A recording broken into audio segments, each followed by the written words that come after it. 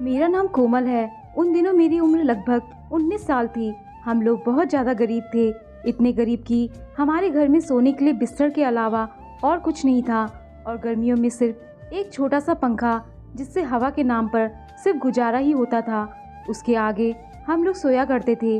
ज़िंदगी बहुत मुश्किल थी हमारी, लेकिन फिर भी गुजारनी तो थी ही। हालात की वजह से मैं बहुत पहले से ही पैसे कमाने लगी थी। कभी बच्चों को ट्यूशन पढ़ाती, कभी किसी के घर का काम कर लेती, कभी किसी के कपड़े सीती, तो कभी किसी के बच्चे का ख्याल रखती।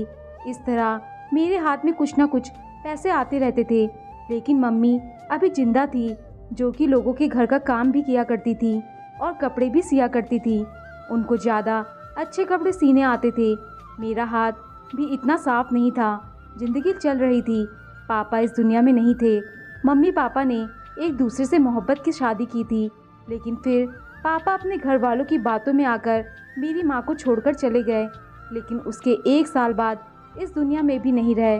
मम्मी कहती थी कि बहुत मोहब्बत करते थे मुझसे, लेकिन माँ और पत्नी में से उन्होंने माँ को चुन लिया और फिर मेरी याद में तड़प तड़प कर मर गए।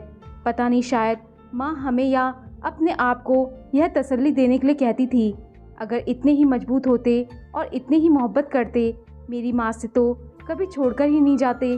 कहते हैं मर्द जिस औरत को अपना बनाना चाहता है उसके लिए पहाड़ भी हिला देता है।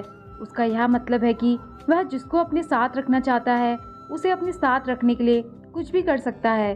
पता नहीं कौन सही कौन गलत, लेकिन पापा के जाने से हमारी जिंदगी तो बर्बाद हो गई।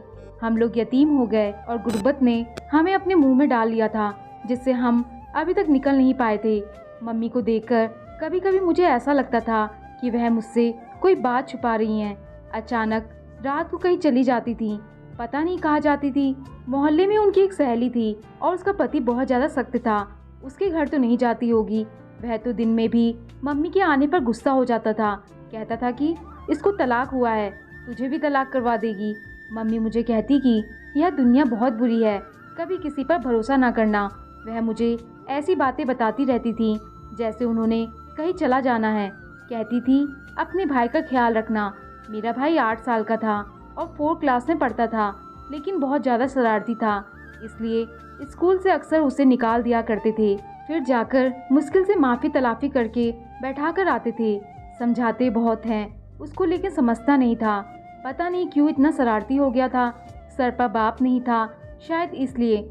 मुझे लगता था कि मेरी ज़िंदगी में इतने ही दुख दर्द हैं, पर अचानक से ही एक बहुत बड़ा दर्द मुझ पर टूट पड़ा कि जब मेरी माँ इस दुनिया से चली गई। वह काफ़ी समय से बीमार थी। उनको कोई बहुत बड़ी बीमारी थी, पर कौन सी बीमारी यह भी पता ना चल सका। लेकिन डॉक्टर का कहना था कि अचानक से इस तरह नहीं होता है। लगता है काफ़ी समय से बीमार थी, पर बताती नहीं थी। और फिर बाद में यह भी पता चला कि रात को छुपकर डॉक्टर के पास जाया करती थी। जब तबीयत बहुत ज़्यादा ख़राब हो जाती थी, मुझे नहीं जगाती थी कि कहीं मैं परेशान ना हो जाऊं। माँ के जाने का दुख बहुत बड़ा था। किसी की माँ इस दुनिया से चली जाए, उससे ज़्यादा बड़ा दुख और क्या हो सकता है। और सिर्फ वही समझ सकता है जिसके साथ यह सब कुछ होता है, क्योंकि माँ का एक ऐसा रिश्ता है जो कभी भी आपका बुरा नहीं सोचती। मम्मी को अपनी मौत के बारे में पहले ही पता था। इस बात का अंदाज़ा मुझे तब हुआ जब उनके कपड़े सीने वाली मशीन के अंदर से मुझे कुछ लेटर मिला। लेटर पर लिखा था कि मैं बीमार हूँ, बहुत जल्द दुनिया से चली जाऊँगी। अपने भाई का बहुत ख्याल रखना। मेरे जाने के बाद तुम्हें उसका ख्याल रखना है। सबसे छोटा है, रात को डरता है, बच्चों के सामने बहुत बहादुर बनता है, मारपीट करता है, लेकिन रात को डरता है और मेरे साथ ही सोता है।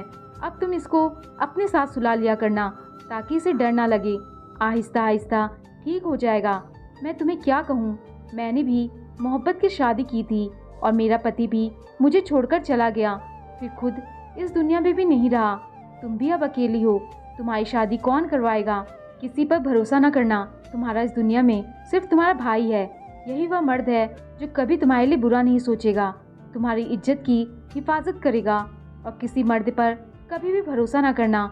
मेरी बात को हमेशा याद रखना। मैं बहुत परेशान थी, कैसे सब कुछ संभाल पाऊंगी। लेकिन मम्मी ने जहाँ यह लेटर रखा था वहाँ पर कुछ पैसे भी रखे थे।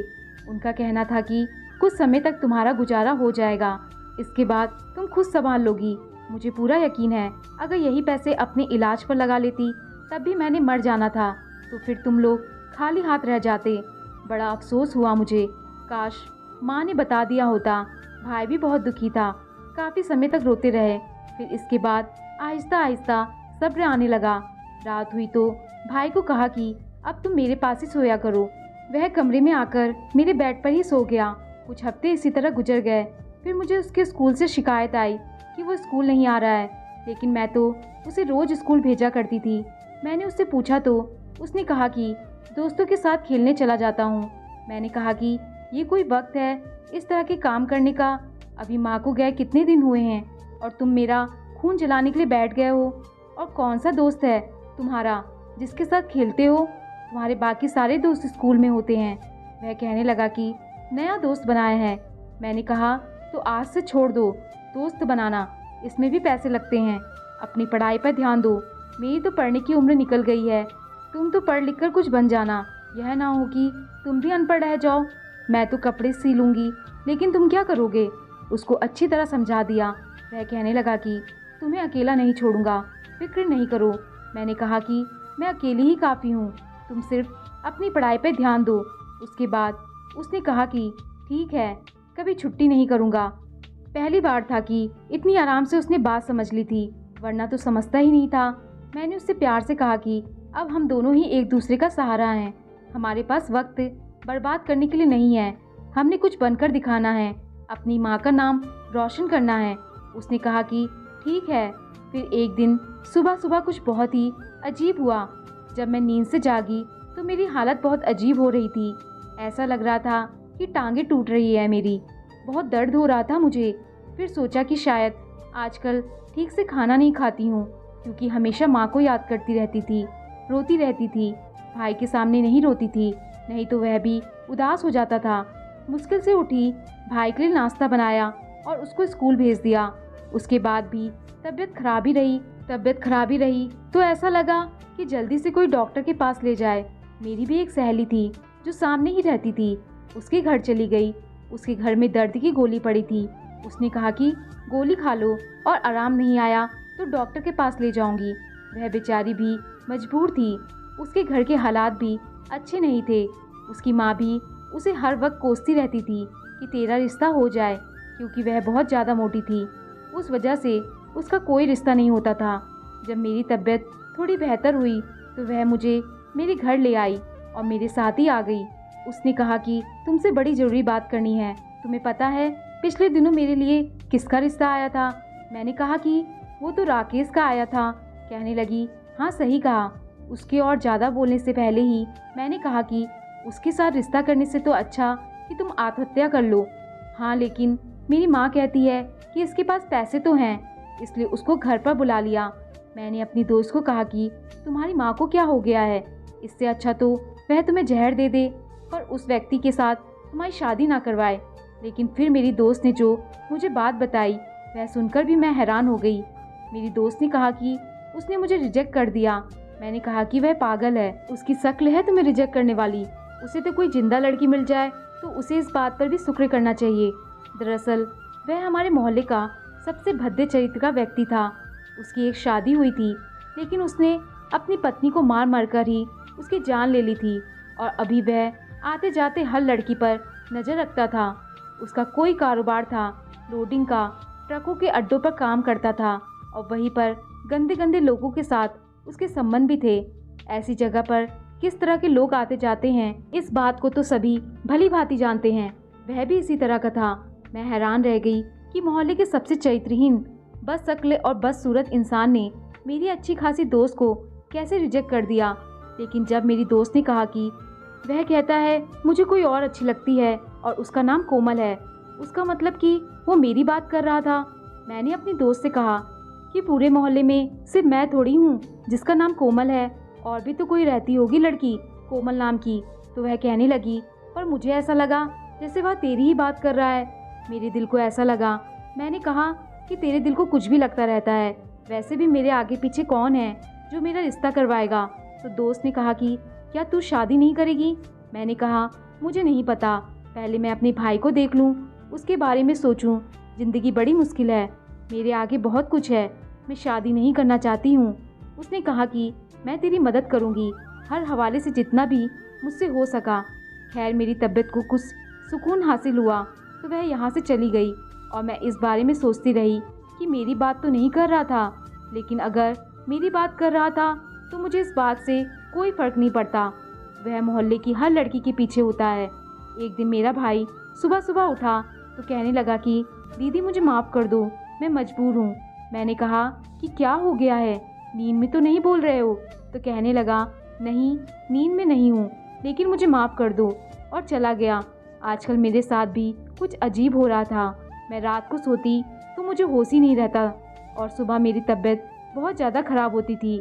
मेरा भाई रोज़ सुबह उठकर मुझसे माफ़ी मांगता था। हैरान रह जाती कि वो मुझसे माफ़ी मांग रहा था, पर क्यों?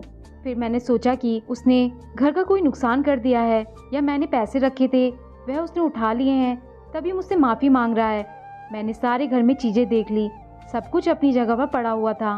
वैसे भी इस घर में कोई इतनी कीमती चीज़ तो थी नहीं, सब कुछ अपनी जगह पर ही पड़े थे। उसका मतलब कि यह बात नहीं थी। फिर मुझसे माफ़ी क्यों मांग रहा था? मैं उसके स्कूल चली गई। वहाँ जाकर पता किया तो उन्होंने कहा कि नहीं, आजकल कोई छुट्टी नहीं करता है और पढ़ाई में तो कोई इतना खास अच्छा नहीं है, लेकिन अगर मेहनत करे तो पास तो हो ही जाएगा। लेकिन स्कूल से भी कोई मसला नहीं था, तो फिर वो मुझसे माफ़ी क्यों मांगता था? उसने मुझे 500 रुपये ला कर दिए। मैंने कहा कि यह कहाँ से आए? तो कहने लगा मुझे गिरे हुए मिले। मैंने कहा झूठ बोल रहे हो। उसने कहा सच बोल रहा हूँ, सड़क पर मिले हैं इसलिए मैं ले आया। मैंने उससे पैसे ले लिए। अगर उसके पास छोड़ देती तो उन पैसों से गेम खेल आता, लेकिन आजकल तो लोग अपने पैसों के मामले में इतने कंजूस हैं, 1 रुपये भी नहीं गिराते। उसको 500 रुपये कहाँ मिल गए? फिर मैंने उसके बिस्तर की तलाशी ली कि यहाँ चोरी वगैरह तो नहीं कर रहा, किसी से उधार तो नहीं ले रहा, लेकिन मुझे इस तरह की कोई बात नहीं पता चली। फिर यह मुझसे माफ़ी क्यों मांगता है? मेरी तबीयत तो अब भी खराब ही रहती थी और रात को बेहोशी की तरह नींद आती थी। एक दिन मैं सब्जी लेने जा रही थी कि वही राकेश रास्ते में मिल गया। उसने मेरा रास्ता रोक लिया और कहने लगा कहाँ जा रही हो, मैं मदद कर देता हूँ। मैंने कहा कि दफ़ा हो जाओ, मुझे तुम्हारी मदद की ज़रूरत नहीं है। उसने कहा ना करो ऐसा। मैंने कहा कि तुम्हारे लिए मेरे पास मेरी ज़िंदगी का 1 मिनट भी नहीं है। इस बात पर वह बुरी तरह से हंसने लगा, इतनी ज़ोर से हंसने लगा कि उसकी सांस बंद होने लगी। ऐसे हंस रहा था जैसे मुझ पर हंस रहा हो। मैं चली गई और सोचने लगी कि यह पागल है। मुझे अपने भाई पर शक नहीं था, वह कोई गलत हरकत नहीं कर सकता था। हाँ, वह शरारती ज़रूर था, लेकिन बुरा इंसान नहीं था। चोरी करना या किसी के जेब से पैसे निकालना ऐसा नहीं कर सकता था, लेकिन उसके पास पैसे होते थे। एक दिन उसने मुझे 1000 रुपये दिए। मैंने कहा कि अब यहाँ कहाँ से आए? तो कहने लगा कि मैंने मजदूरी की है। मैंने कहा तुम्हारी हालत है मजदूरी करने की, क्या मजदूरी की है तुमने? तो कहने लगा कि मैंने ईंटें उठाई हैं, लेकिन उसके हाथों या कपड़ों को देखकर तो ऐसा बिल्कुल भी नहीं लग रहा था। मैंने कहा कि झूठ मत बोलो मुझसे। तो मेरी कसम खाने लगा। मैंने सोचा कि मेरी झूठी कसम नहीं खाएगा, उसका मेरे अलावा है ही कौन। लेकिन फिर भी शक हो रहा था, मुझे कोई ना कोई गड़बड़ जरूर लग रही थी। इसलिए सोच लिया कि इस पर नज़र रखनी होगी, कि पता तो करना ही पड़ेगा कि बात क्या है। पता नहीं, मेरा भाई वैसे ही बड़ा शरारती था और उसकी सारी जिम्मेदारी मुझ पर थी, इसलिए मुझे उसके ऊपर बहुत ज़्यादा तवज्जो देनी थी। 8 साल का बच्चा क्या मजदूरी करेगा, और क्या ऐसे ही हमेशा गिरे हुए पैसे मिलते रहते हैं? कोई ना कोई तो बात थी, लेकिन सारा कुछ चेक करने के बाद में मुझे कुछ नहीं मिला। मैंने उसके दोस्तों से पूछा, स्कूल भी पता किया, मैंने उसका बैग चेक किया, मुझे कुछ भी नहीं मिला। मैंने कहा शायद मुझे वहम हो रहा है। सुबह सुबह उठकर मुझसे माफ़ी मांगता था, इस बात की क्या तुक थी यह मुझे समझ नहीं आ रहा था। एक दिन रात को मैं बहुत परेशान थी, मैंने खाना नहीं खाया और उस रात मेरे कदमों तले से ज़मीन निकल गई। मैं सोच भी नहीं सकती थी कि मेरा अपना भाई मेरे साथ यह सब कुछ करेगा और उसकी इस हरकत की वजह से मेरी सारी ज़िंदगी बर्बाद हो जाएगी, मेरी ज़िंदगी का रुख बदल जाएगा। आधी रात को मेरी आँख खुल गई, लेकिन जब से मेरा भाई मेरे साथ सो रहा था, इससे पहले ऐसा कभी नहीं हुआ था। यूँ तो मुझे बहुत अच्छी नींद आती थी, लेकिन आज मेरी आँख खुल गई क्योंकि मैंने खाना नहीं खाया था। शायद खाली पेट होने की वजह से मुझे नींद नहीं आ रही थी। मैंने देखा कि मेरे साथ मेरा भाई सो रहा था। महसूस किया मैंने कि लाइट तो बंद थी, लेकिन अचानक से उसने अपना हाथ मेरी कमर पर रखा और मैं हैरान रह गई। मैंने कहा कि क्या बेहुदा हरकत कर रहा है मेरे साथ, पागल तो नहीं हो गया। मैंने उसका हाथ झटक दिया, लेकिन जब मैंने उसका हाथ झटक दिया और उसका हाथ मेरे हाथ से टकराया तो मुझे महसूस हुआ कि यह किसी बच्चे का हाथ नहीं है। लाइट ऑन की और यह देखकर कि मेरे पहलू में कौन सो रहा है, मेरा तो जैसे दम निकल गया और मैं चीखने चिल्लाने लगी।